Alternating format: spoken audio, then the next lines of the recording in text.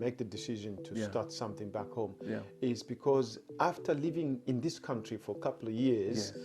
and I seen the way.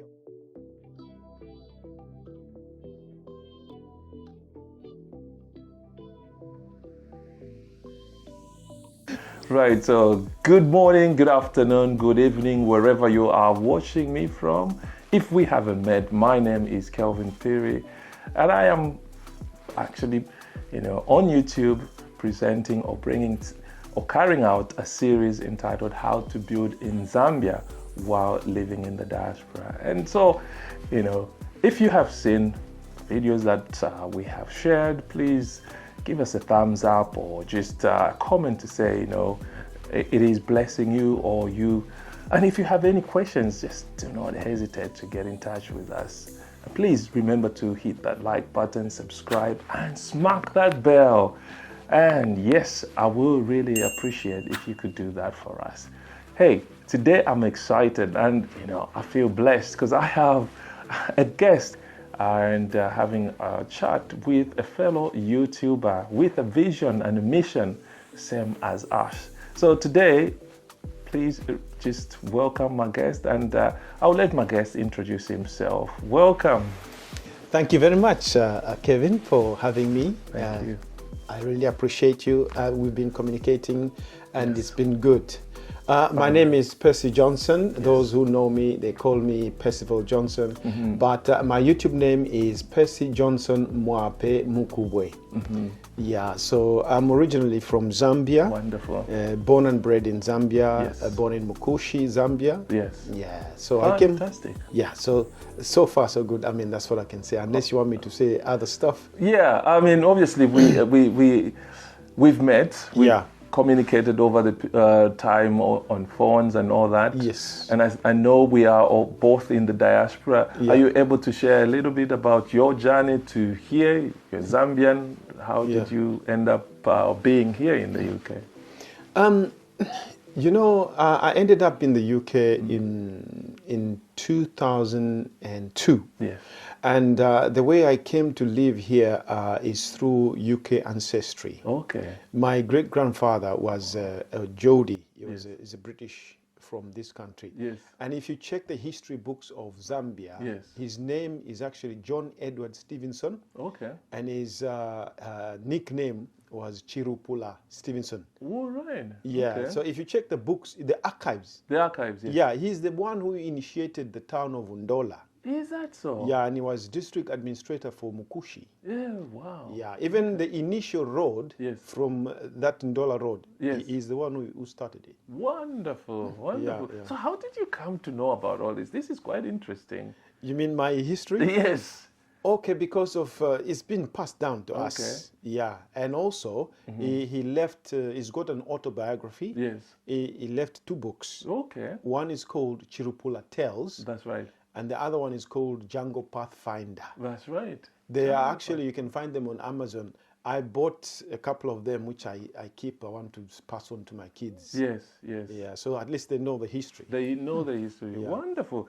I mean, we can't even, some of us don't even know the history. You can only go probably your father, your maybe that's it, Okay. Yeah, no, that's really interesting. I mean, one thing that I would say is I came to know about you when I was watching your YouTube channel. Okay. And I was fascinated when I saw the videos that you were sharing, in Zambia. But before we get to that, I mean, where did you get the inspiration, or what drove you to say, I need to go and start something back home? To be honest, what actually activated me to make the decision to start something back home is because after living in this country for a couple of years, and I seen the way of life, the way it is, I've seen people, ending up in a home. Yes. The care home. That's right. People, when they get old, they take them, the children. Yes. Take them to the care home and leave them there. Yes. And when I thought of that, yes, I said, no, I don't want to end up like that. So in 2014, Yes. I started the journey of returning back. Okay. So my journey has started a while ago. Yes. Yes. No, actually 2013. Yes. That's when I bought my piece of land. Yes. And it's based in Kapirimposhi. That's right. I actually paid £2,000 Yes. for 10 acres. Wow. Okay. Yeah, so since 2013, I've been developing the place slowly but sure. Yes. You know, there's a saying, they say Rome wasn't built in a day. Oh, absolutely, yes. And that's what I'm doing. Yeah, yeah.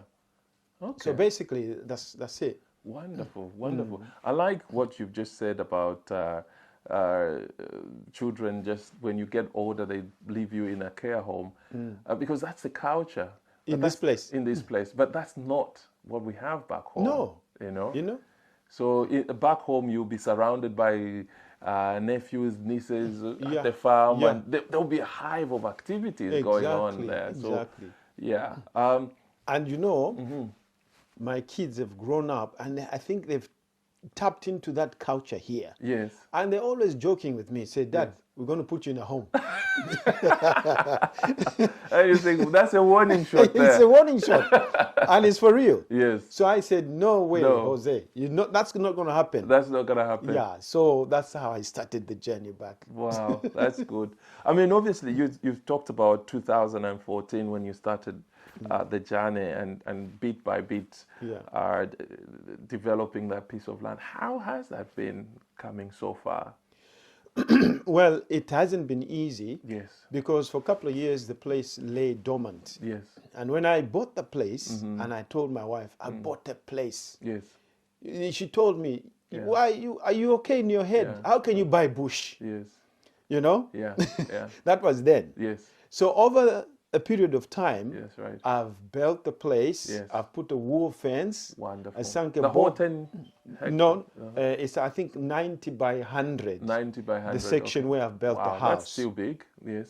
It's massive. It's a small holding. It's a small holding, yes. So I've been building gradually and slowly. Yes. Not stressing myself. You know, whenever I have a little bit of money, I just invest. Okay. So I've done the wall fence. Yeah. I built the main house. Yes, right. It's up to roof level. Wonderful. Then I built 2 cottages. Yes. Then I built 2 tank stands. That's right. So that's Wow. what I've done. That's a lot of work there that you've done. You know, when you think of Kapirimposhi, and obviously I've seen from your video, but I remember those days when I used to live in Kasama, and we used to use Tazara. Yes. And I could remember the white clay soil of Kapirimposhi. It's a lovely town. It is. It is a lovely town. Yeah. I believe that in the next few years, all those places will be just taken away. Of course. It's going like hotcake, the land there. Yeah. And you find people from Lusaka, they're buying there. Yes. Yes. Yeah. Yeah. And you know what actually drew me to Kapirimposhi is because I lived most of my time in Lusaka. Yes. And I seen the situation in Lusaka. The population is big, it's grown, and then you have traffic itself.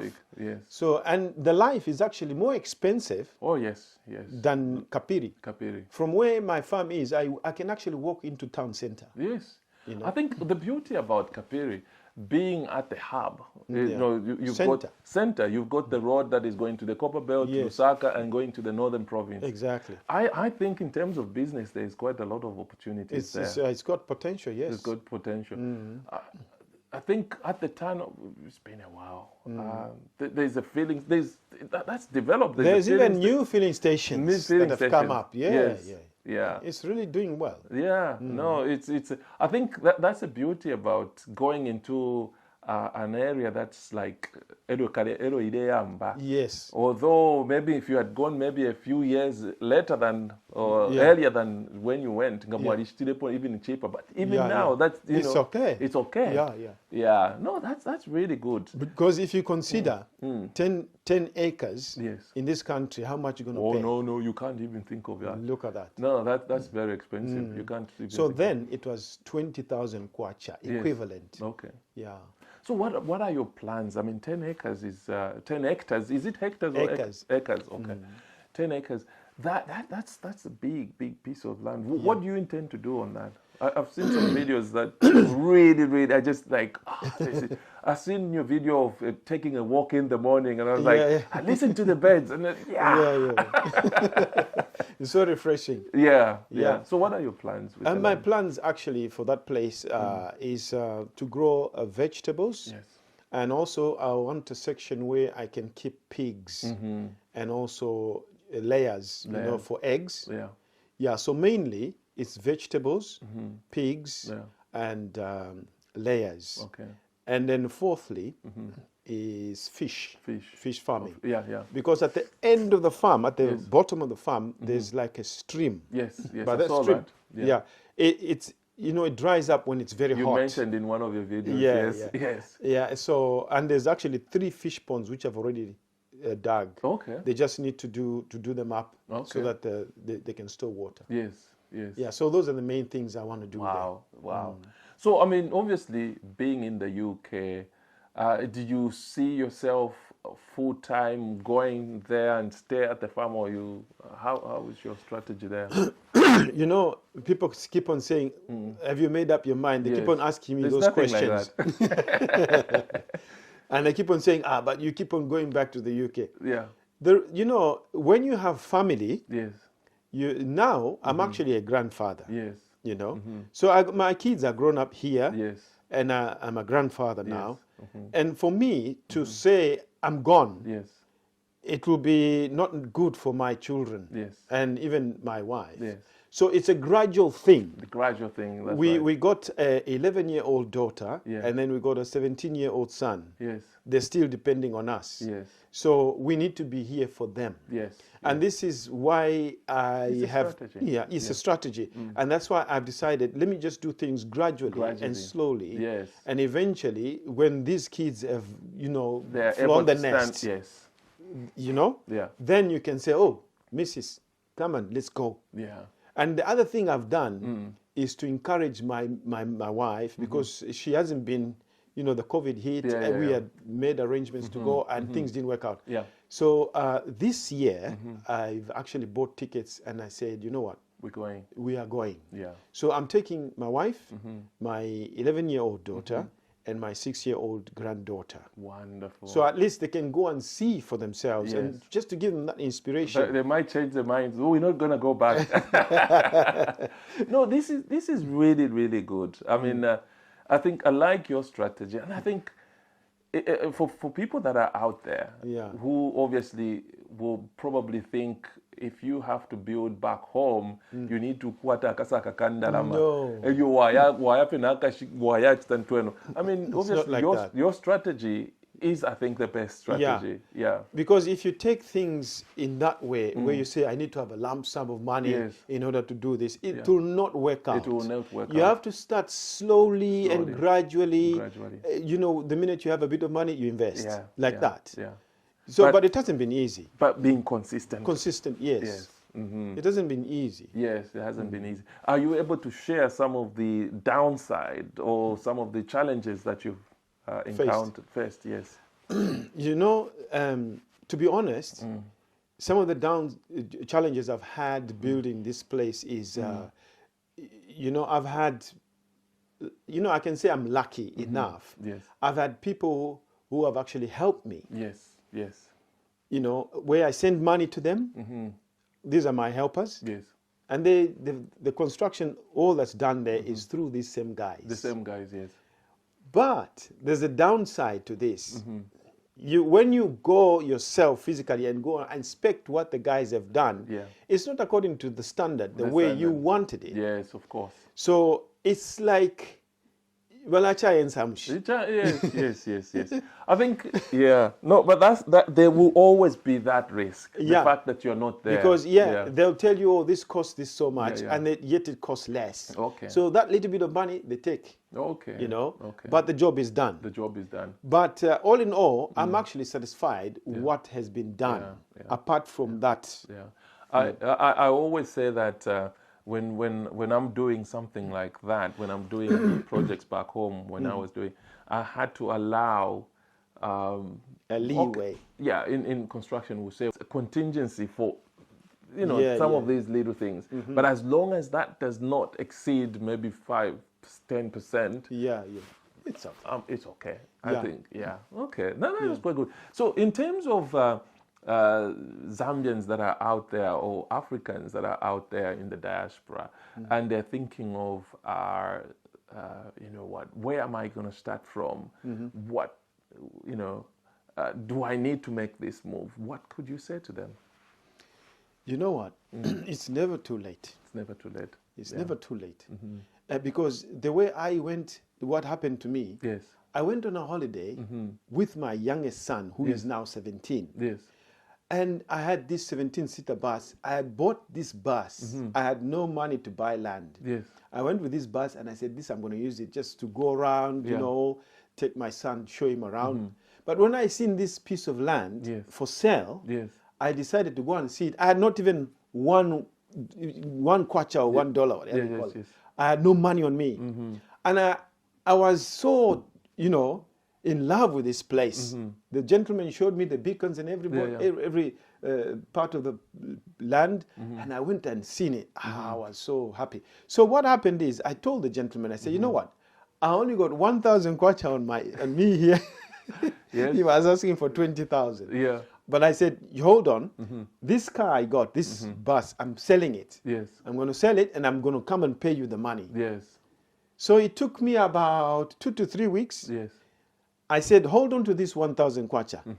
This is just for keeping the land. It's a gift to you. So I sold, and I brought 20,000, and I gave him. Wow. And then we did the writing and everything. You know, and so that's how I got the land. So you've got the titles and everything? I've got the papers from the council now.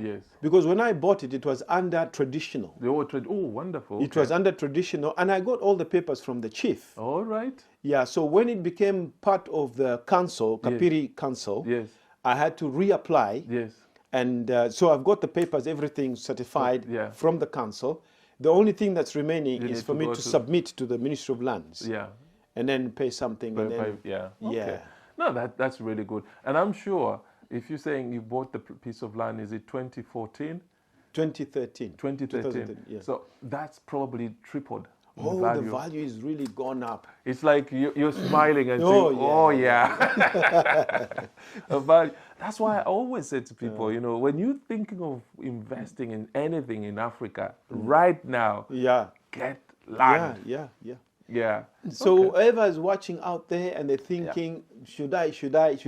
Just do it. Do it. Start from somewhere. Slowly, you get there. You'll get there. And I think one thing that I like about this, there's a community of YouTubers now that are coming up to share information. Yourself, there's a lady in the States, which is something that I never used to see about Zambians. And we are now talking about this. And I think for people that are out there, you can be motivated and know that you are not by yourself.